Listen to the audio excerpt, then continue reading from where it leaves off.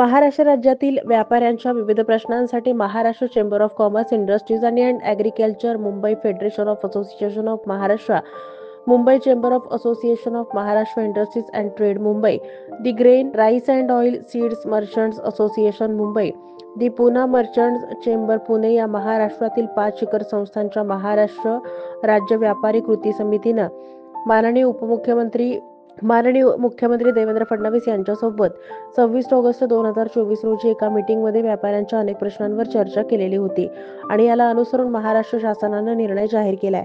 अनेक नगरपालिका आणि महानगरपालिकेमध्ये स्थानिक संस्था कर विभाग अद्यापपर्यंत कार्यरत होता।